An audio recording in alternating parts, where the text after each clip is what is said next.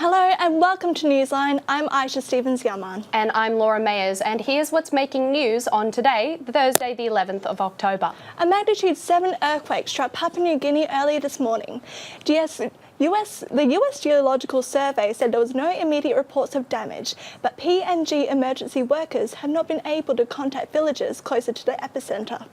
Australia's Tsunami Warning Centre says our coastlines are not at risk. The Dow Jones plunged 800 points today, with Wall Street facing its worst day in 8 months. The overnight sell-off has had a ripple effect across the globe, including Australia, causing the ASX to drop by 2%. Anna Murphy will have more on this later on. A former Islamic State commander has been sentenced to death in an Iraqi court. Tarek Kayat is accused of plotting an attack on an Etihad flight, leaving from Sydney with his Australian-based brothers in 2017. Kayat, a Lebanese citizen, was found guilty of a separate offence for his role as an ISIS group commander in Iraq. Hurricane Michael has crashed into the Florida Panhandle in what is expected to be the worst storm ever recorded in the region.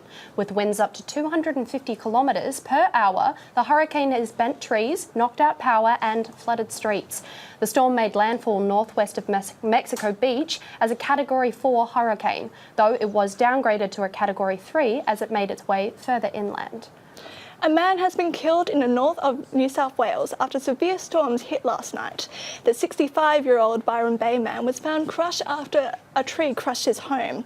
Police are still investigating if the tree fell because of a lightning strike and are preparing a report for the coroner. Prime Minister Scott Morrison has promised to fast-track new business tax cuts for small businesses.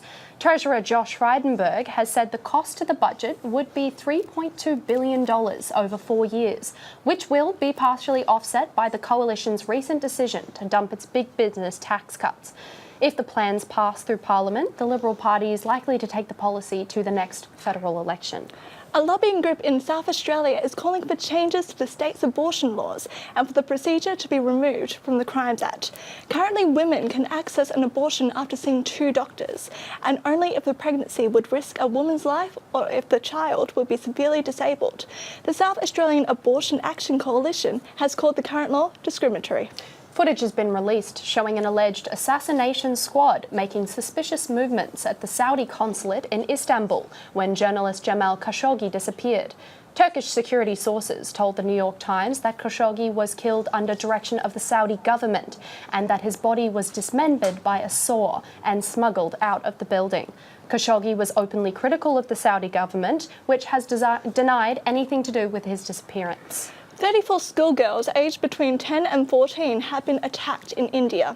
It's alleged 15 men and women bashed the young girls after they refused sexual advances from a group of boys.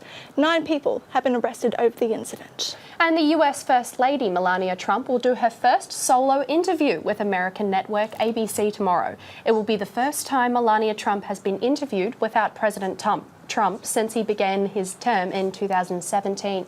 Footage of the interview has already been released, with the First Lady discussing the Me Too movement, saying she supported the crusade but believed accusers needed to have evidence. The British Supreme Court has unanimously found in favour of a Belfast bakery who refused to make a cake with the words "support gay marriage." The decision found the Christian owners of the bakery were not in breach of discrimination laws. The bakery says they did not refuse service because of the sexuality of the customer, but only for their stance on same-sex marriage. And that's the headlines for the moment. Now to our health reporter, Kate Ashton, and a story about a disease which health researchers say could be Australia's biggest lung disease crisis since asbestos. Silicosis is caused by breathing in silica dust. It mainly affects workers in the stonemason industry. Kate joins us now. Kate, what is silicosis? So that's right, it is caused by exposure to silica dust. So that mainly affects workers in the stonemason industry. When we're talking about silica dust, we're talking about dust that's exposed from hitting stone benches. So the type of modern stone kitchen bench that we like to see in our kitchens.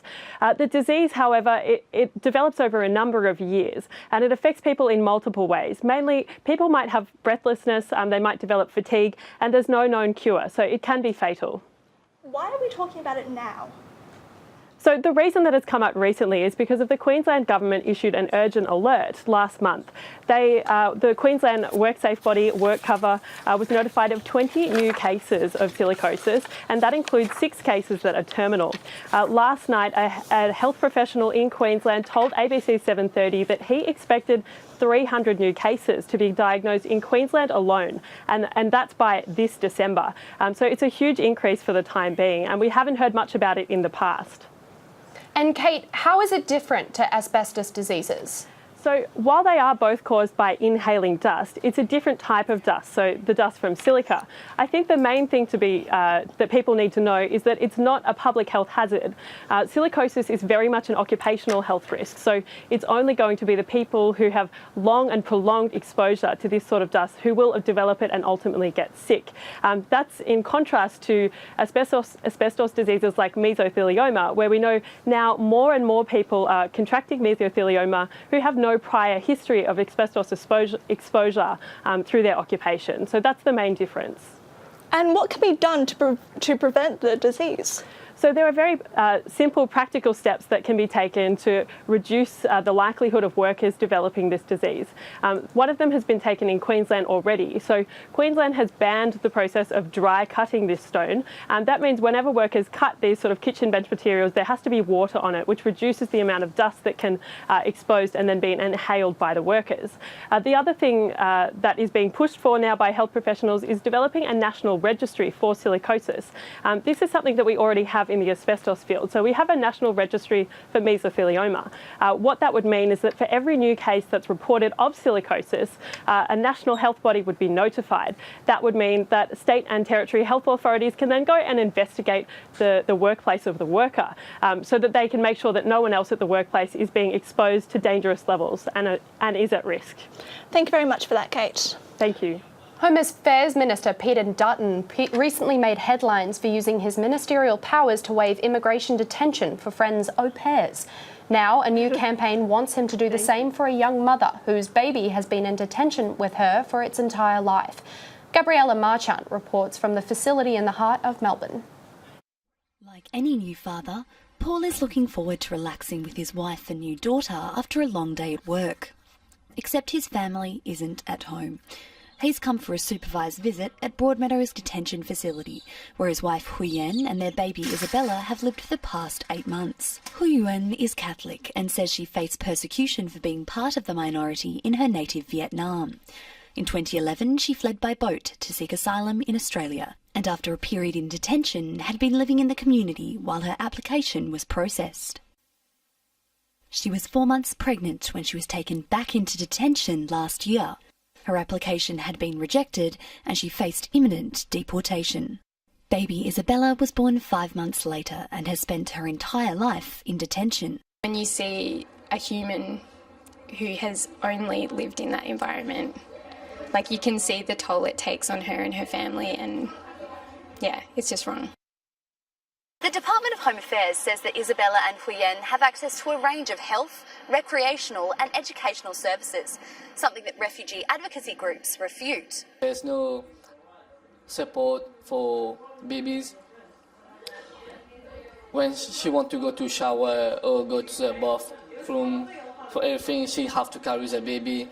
A psychiatric assessment said that Huyen is suffering from depression and Isabella anxiety, with both conditions exacerbated by the inaccessibility of treatment. Supporters worry that even if they're released in the short term, Huyen's future remains uncertain. If Huyen gets removed, then her baby and Paul are stuck in Australia. He's on a 457 visa, so he has work rights, and Huyen is returned to Vietnam to face persecution. And while Paul says he's prepared for the fight ahead, it would be a lot easier with some familiar faces around the dinner table. Gabriella Marchant, Newsline. And if that story brought up any issues for you or those around you, you can call Lifeline free on 131114 or visit their website. After the news broke that 2 young people died following a suspected overdoses at DEF CON 1 Dance Festival in Sydney, the relationship between young Australians and illegal drugs is again in the spotlight. Following a trial held in ACT earlier this year, young people and drug experts are calling for the trial to be introduced in Victoria, which they say will reduce risks for drug users from Listen Out Festival in Melbourne. Kate Ashton has this report. Flock to music festivals in Victoria. It's Russian roulette, essentially. You're playing games with your life when you take drugs. Especially because I have a group of friends that take drugs regularly, and knowing what's in the pill is really important. They test it and it comes up as saying they don't think it is. I think they're not going to take it. Harm Reduction Victoria is one organisation joining many young people who are calling for a pill testing service to be introduced in Victoria. What we're talking about with a drug checking service is about trying to regulate an illicit market from a grassroots level, or at least try to reduce the risks. Each year, the idea of drug checking or pill testing, similar to what currently exists in the Netherlands, is gaining more and more public attention as Australians who use drugs continue to end up in hospital and some losing their lives. Australia has one of the most adulterated illicit drug markets in the world, and Australians are up there among the highest consumers of illicit drugs in the world. So that's a really dangerous combination. But experts warn drug checking is no complete solution to a complex problem. There is no panacea. There is no single thing that's going to work. What we need to be doing is thinking about trialling different measures and understanding the limitations of those methods. As another festival season approaches, it's unclear whether growing public concern over recreational drug use will ever transform into concrete public policy. But for those young people not deterred by the recent deaths at DEFCON or caught by police, it's clear that some people will continue to take the risk. Despite a state government inquiry recommending a trial earlier this year, the Labor government has now been quiet on the issue for months, though some remain cautiously optimistic.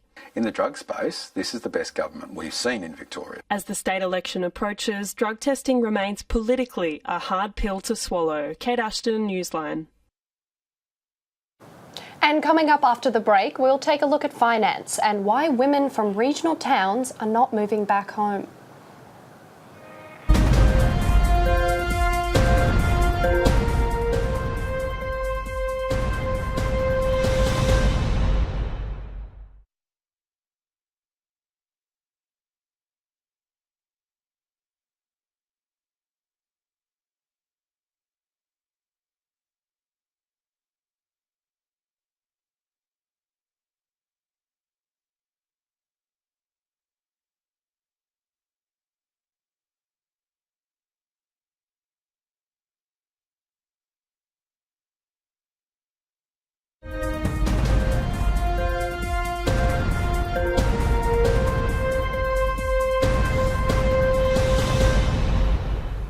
Welcome back to Newsline. I'm Aisha Stevens-Yaman. And I'm Laura Mayers. There's an increasing number of young women who are not moving back to their regional hometowns after studying. Aisha Stevens-Yaman had this report that sparked a conversation about why women are deciding to stay in larger cities. Rural Australia is facing a growing problem. More young women are choosing not to return to their home country towns after moving to cities to further their studies. Lucy is one of them. She's planning to continue to study next year and hopes to pursue psychiatry, but she feels she won't be able to achieve her goals if she chose to move back to her hometown of Narrandera. I possibly could pursue that there in Narrandera. It's just very, very difficult.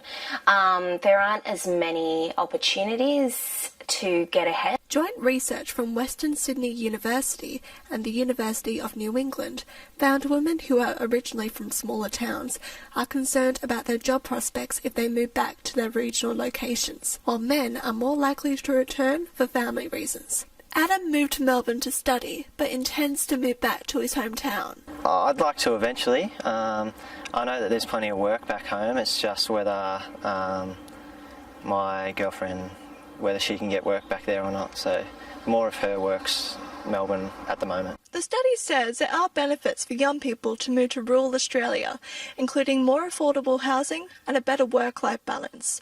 Although some young women do understand these advantages, they are concerned about the future of their establishing careers if they choose to move back to their hometowns. But Lucy is happy to keep her mind open about returning to country living. It would have to be once I have completed my career goals, once I have reached where I want to go, then I would go back probably to raise a family, or if I was married, but that's very, very far in the future. I have a lot that I want to do before I do that. Aisha Stevens-Yilmaz, Newsline. The gender earnings gap for higher education graduates is narrowing. Research published by the Grattan Institute discovered new trends for students and graduates. Anna Murphy reports on the findings. The Australian higher education sector has undergone remarkable change over the last decade. In 2006, women graduates were expected to earn about 30% less than men over their entire careers. A decade later, this figure has significantly improved to 27%. Itimer Cheris-Teedham explains the increase in median earnings for young female graduates. The main reason for that is because women are more likely to remain in the workforce and more likely to participate. As income earnings are growing for some, for others they are falling. Grattan Institute also found that the salary gap for people with and without a degree is narrowing. People with bachelor's degrees are increasingly doing the same job as someone who finished school in Year 12. Commerce graduates often go into roles like sales and service that do not require prior qualifications. While this may be good news for some, statistics prove that university graduates still earn more on average than those without degrees. These Melbourne University students remain optimistic about the value of their studies. We do 2 placements in my course, which is awesome because I get told all the time you learn on the job, like you learn at uni but you don't. So I think for me placement is really cool, and that's actually one of the reasons why I'm at RMIT. Provides a lot of opportunities through the subjects that we do. So for example, we do case studies in which we are actually acting as a law firm and helping with a case. I guess it did really teach me how to work with other people, which is something you don't learn very much in depth at school because you're working on your own for yourself. With enrolment set to continue growing, higher education remains important for many Australians. Anna Murphy, Newsline. Now we take a look at finance with Anna Murphy. And Anna, it's been a big day on the stock market, but not for the right reasons. Yes, the market is certainly breaking some records today. Australia's share market has tumbled after a global overnight sell-off, where the Dow Jones lost 832 points by the close, which is more than 3%. The Nasdaq, which is the index that covers tech stocks, had an even worse day, dropping more than 4%. So yes, the Australian market followed suit. Both the All Ords and the ASX 200 have dropped by 2%. And when I mentioned records, this is a 6-month low for the markets, with this morning being the worst session for the ASX since February. Shares for the Big Four banks, ANZ, NAB, Westpac and the Commonwealth Bank continue to slide. Among the hardest hit on the Australian stock market are Santos dropping 3%, BHP dropping 2.8% and Qantas dropping 2%. And let's see how these fluctuations have affected the currencies. The Australian dollar has also dropped, buying 70.7 US cents, 61.26 euro cents, 53.49 British pence, $1.09 New Zealand and 79.29 Japanese yen. And I'll leave you with this. Today marks 2018's second steepest one-day drop for the Bloomberg's Millionaires Index. More than 140 billion Australian dollars have been lost from the world's 500 wealthiest people. This includes Amazon.com founder Jeff Bezos, who lost $9.1 billion US dollars overnight. Back to you, Laura and Aisha. 9.1, that's an incredible amount. Well, taking you back to our packages today, the demands for modern life are forever increasing, and policies in place to protect employees' work-life balance are more important now than ever. But what happens to those who own their own businesses? Siobhan McKenna finds out the realities of being your own boss. From early starts to late finishes, owning your own business is a big investment, not only of money, but time. There are times when we're super busy making t-shirts. Well, because it is a night job, we'll have to stay up till 1 or 2 a.m. and then we will be opening here at 6 a.m. In a modern society where people are trying to fit more and more into each day, independent business owners are finding themselves in a constant struggle to establish a work-life balance. The benefits are that you get to be a bit flexible, but not as flexible as maybe someone else would think, because it's a small business. A new study showed that only 20% considered balance important when establishing their business. Many in the survey found it hard to recognise that owning their own business had its We trade-offs. did have to sacrifice a few things. For instance, before we started our businesses, we both had girlfriends, and now we don't. When you own a small business like this, the policies in place that support a healthy work-life balance don't apply. They often rely on family, friends and long hours to get by when times are tough.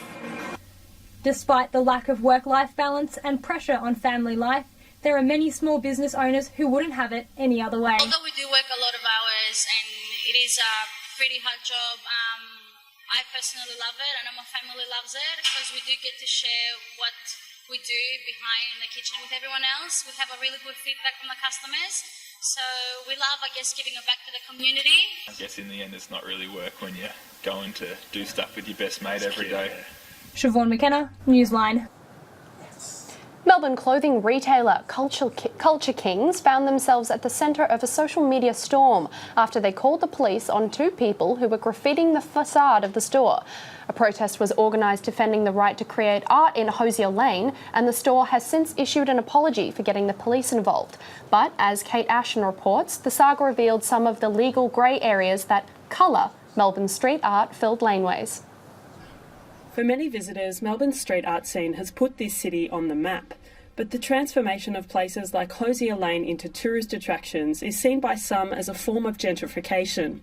A local artist says it's artists, not businesses or the police, who should have creative control over what happens in Melbourne's laneways. It should be up to the artist to decide what goes up, and I don't think people that are using its aesthetic and its culture to make money. The creative director at Culture King says the store will not be calling the police on artists or taggers again. We didn't have a policy to get someone called, but we weren't really strict in educating the staff at the time that they need to not do that. Like, this isn't our laneway, this is a street art hotspot. In a statement, a Melbourne City Council spokesperson confirmed that written permission from property owners is still technically required before street art is considered legal, even in long-standing art sites like Hosier Lane. We certainly have never contacted the council about anybody getting written permission to do any graffiti here. That sounds absurd to me. A councillor who spoke at the protest says the legal ambiguity shows the council isn't doing enough to support local artists. They could be having more areas in Melbourne that are available for street artists to use without being harassed by the Victorian Police. What's clear is that many of the street artists who helped create some of Melbourne's most iconic places and laneways now feel that they're being excluded from them. It's changed. Like, we're in the process of doing new lanes. We have secret lanes and we would prefer to keep them that way because this place became so famous. A community that will keep painting out their own spaces in this city, in Hosier Lane and beyond. Kate Ashton, RMIT News. 7. After the break, we're going to look at sport and Australia's chances of salvaging an improbable win against Pakistan. You're watching Newsline. When we come back from the break, we will take a look at behind the lens of virtual reality to find out about a quirky new sport that has made its way from the big screen and into Melbourne.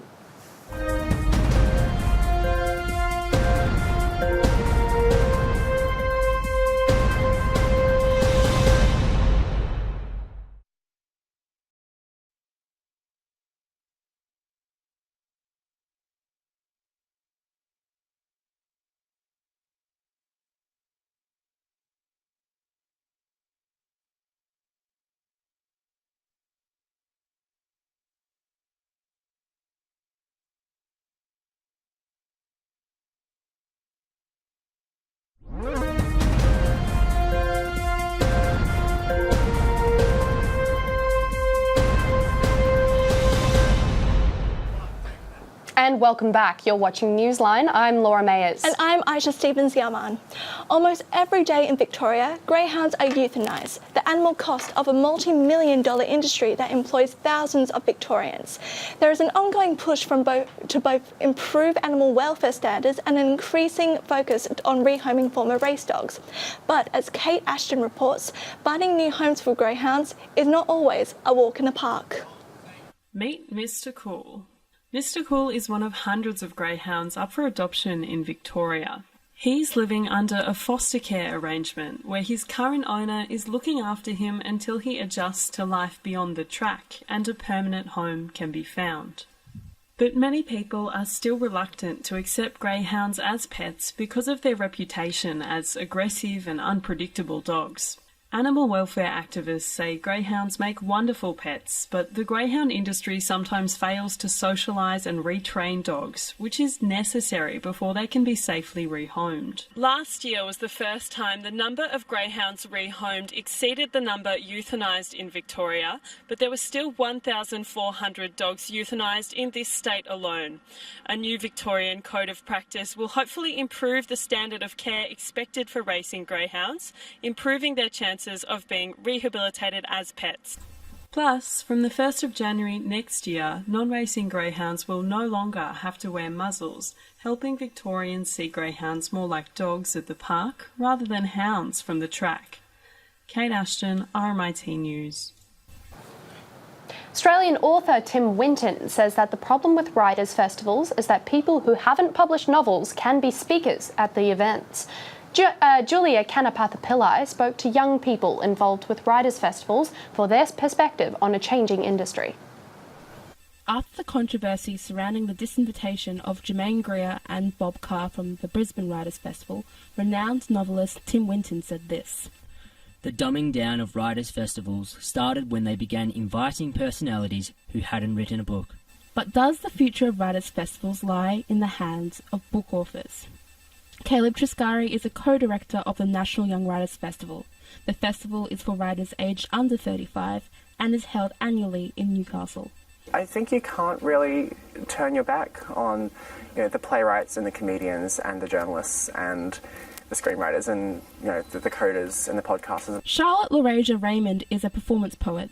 She has been a guest at the Melbourne Spoken Word and Poetry Festival and is due to appear at the Digital Writers Festival. It doesn't matter if someone hasn't written a novel because they've still got words to share, and writing a novel isn't the only means of kind of producing that work. Bill Malloy has been a guest at the National Young Writers Festival and the Emerging Writers Festival. He says that the purpose of writers' festivals is to celebrate writing at all stages. Whether it's, hearing from established writers whose works we should be praising, but I think also it's certainly wise to be giving a voice or a platform to emerging writers, those who, as Tim Winton says, haven't had their works published. Literature is a changing field and writers' festivals are changing too. There's a new focus on technology and the inclusion of diverse voices. So maybe less novelists at writers' festivals isn't such a big problem. These growing pains aren't erased yet. Julia Kanapatha-Pillai, Newsline. A newly formed company housed in the east of Melbourne are making unprecedented strides in the virtual world. Zero Latency is leading the way in free roam virtual reality and is today regarded as one of the benchmarks in free roam virtual reality. Julian Dineza reports from the hub of Zero Latency.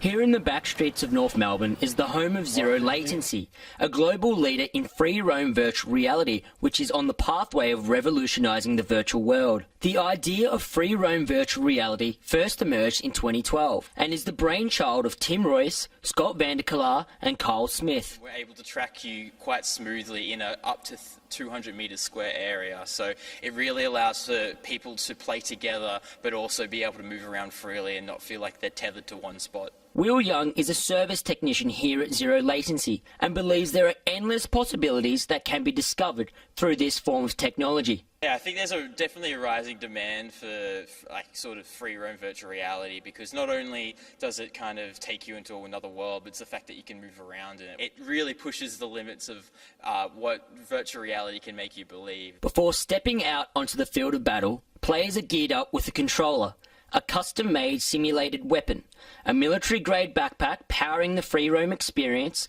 and also VR headphones and headsets that will leave you questioning what's real. Actually, in the situation, it's like you're like a fish out of water experience, and all that communication's out of the window. Yeah, it was so intense you couldn't really understand what everyone else was yelling out. The technology is also being used for practical purposes, such as architectural designs, as well as military training for those heading into combat.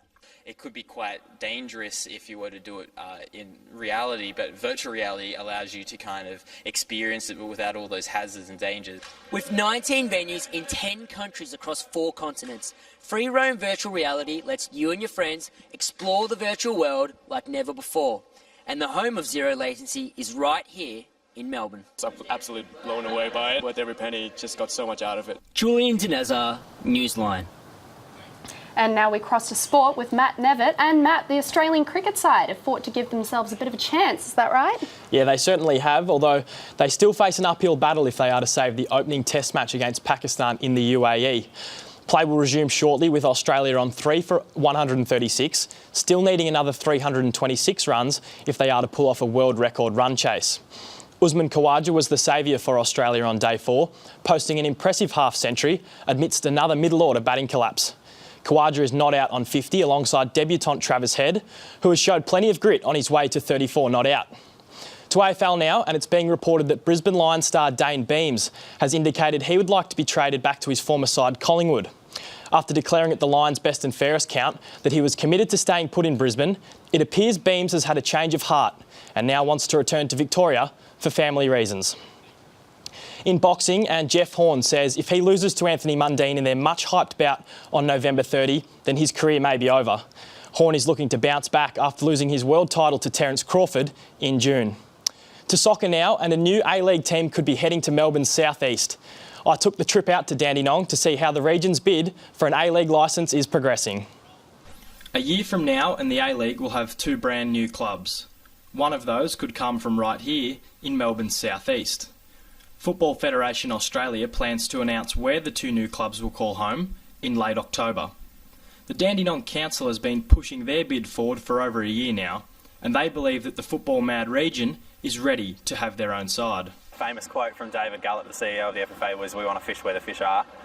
So clearly, in terms of population, we're number 1 in terms of a market that FFA is looking towards. We've got more than 1.5 million people out here in the southeast of Victoria, 1.7 million if you stretch that down to the Gippsland region as well.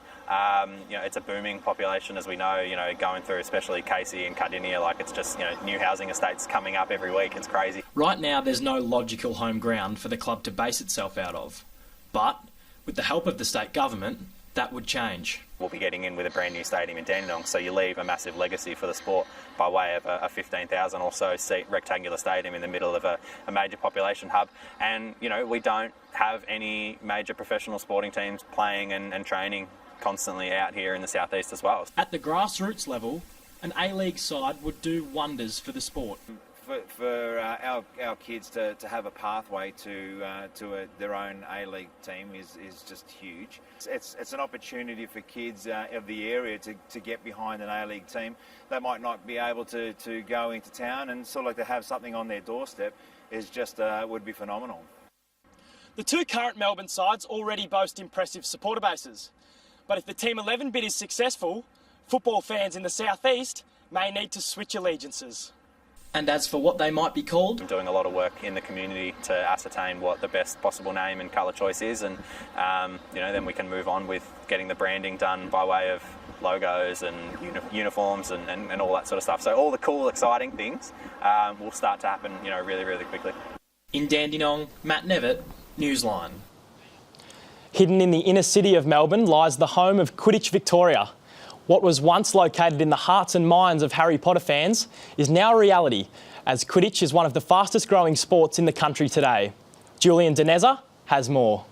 Here on the hallowed turf at Faulkner Park are several teams vying for bragging rights, attempting to be crowned state Quidditch champions for 2018. It's unlike any sport you've ever seen. A hybrid game of dodgeball, handball and rugby played on a hockey pitch. So there's 10 teams in Victoria at the moment. So La Trobe, Melbourne University and Monash University as well. So Monash have 2 teams and then La Trobe and Melbourne Uni have 1 team each as well. The origins of Quidditch spawned from the hit series Harry Potter, where fiction turned into reality. The first official match being played in the US. Mixture of really competitive people that have done sports before, and then there's a mixture of half being like just big Harry Potter fans that have heard about it and then wanted to have a go at it and join in. Unlike other sports, the game ensures a 4-max rule, permitting gender equality on the field at all times.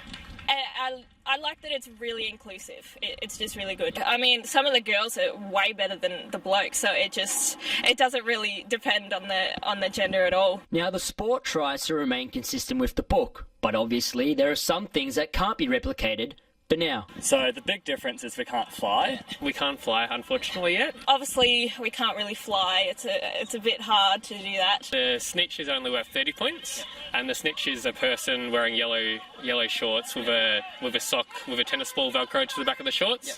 Today, there are more than 500 teams playing in 26 countries, with the World Cup being established in 2012. We went overseas, played an exhibition match, which got live streamed by Time magazine with 500,000 or more views. There is no doubt in that Quidditch has taken the world by storm, as these Harry Potter fans look to sweep their opponents aside. Julian Dinezar, Newsline. And that's all we have time for in sport. Really looking forward to seeing if the Australians can get the job done tonight. That's certainly going to be an interesting match to watch. Thank you very much for that match. And later in the program, we'll get a chance to meet one of the guest speakers from this year's Emerging Writers Festival. Our reporter Siobhan McKenna will be joined by Roj Ahmedi, a human rights and racial justice activist. Stick around to find out more about Roj's story. You're watching Newsline. We'll be back in just a moment.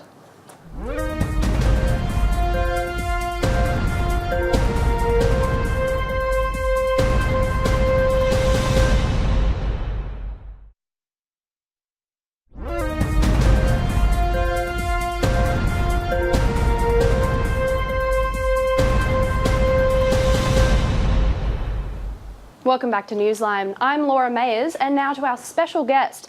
Roj Ahmedi is a champion of social justice and equality, fighting for the rights of refugees and asylum seekers. She now works at Getting Up, leading the campaign for human rights and racial justice. She is live in the studio with our reporter Siobhan McKenna. Thanks, Laura, and she really does have an amazing story. Roj is Kurdish, and she was born in Iraq. As a child, her family fled the Iraqi-Kurdish conflict. Now, she's made her home and her name here in Australia. She's spent her time empowering others like herself to have their voices heard. Welcome, Roj. Thanks for joining us on the show. Thanks so much for having me. Would you like to tell us about your journey to Australia as a child? Yeah, absolutely. I was born in Baghdad, and due to various conflicts and because I'm part of an ethnic minority group called the Kurds, we were forced out of the country and rendered stateless. And so we took a journey that is very similar to a lot of the journeys that many refugees are going on at the moment. And we travelled from Iraq all the way to Europe and then applied for a humanitarian refugee visa to Australia. And somehow, through sheer luck, we were accepted and we came through. Do you think much has changed from when you first arrived here in Australia to today on the way the public and I guess the government feel about asylum seekers and refugees? Being a refugee is always difficult, no matter what era of history that you come through. But I think there has been punitive measures expanded throughout the broad range of migration system. So whilst refugees have had the full force of that kind of violent language, racism, derogatory statements towards their community, I think those kind of behaviours and political rhetoric has been expanded to migrants on a much broader scale. Yeah. Do you think wealthier nations such as Australia have a responsibility to take in asylum seekers and refugees in times of crisis? Yeah, absolutely. And to be honest, wealthy nations are often the ones heavily involved in conflict regions where we see the most people rendered stateless and dealing with all types of and different forms of violence. Yeah, as a refugee, you speak a lot about lived experience and how important it is for people with lived experience to have their voices heard. I guess, could you explain to us what that is and why you think it's so important?